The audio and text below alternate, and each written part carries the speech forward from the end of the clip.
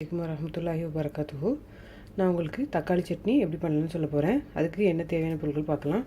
இதுக்கு ஒரு அரை வெங்காயம், 2 தக்காளி, இது மல்லி இலையும் கருவேப்பிலையும் எடுத்து வச்சுருக்கேன்.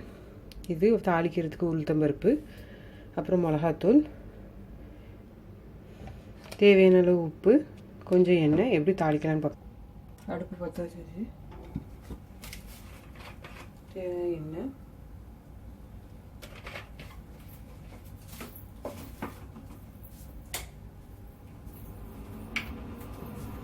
எண்ணெய் காஞ்சோன்னா உளுத்தம்பருப்பு,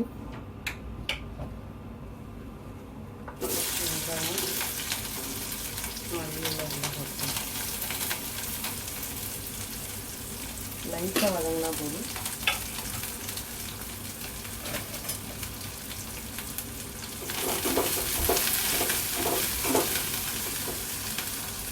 லைட்டாக வதங்கணும். இப்போது தேவையான தக்காளி போட்டுக்கலாம். ஓரளவுக்கு வதங்கி இருக்கிறாங்க.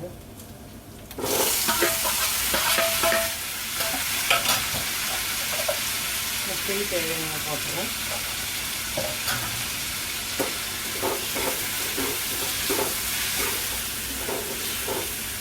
தக்காளி நல்ல மசியணும்.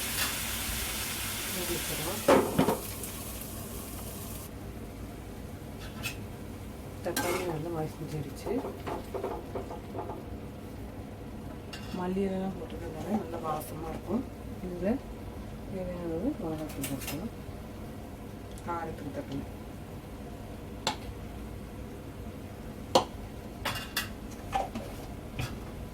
பச்சை வாசனை போகிற அளவுக்கு வதக்கிக்கணும்.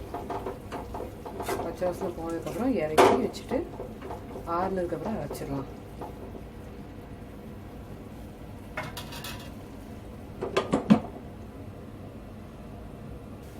ஒரு 5 நிமிஷம் ஆயிடுச்சு. ஆஃப் பண்ணிடுறேன்.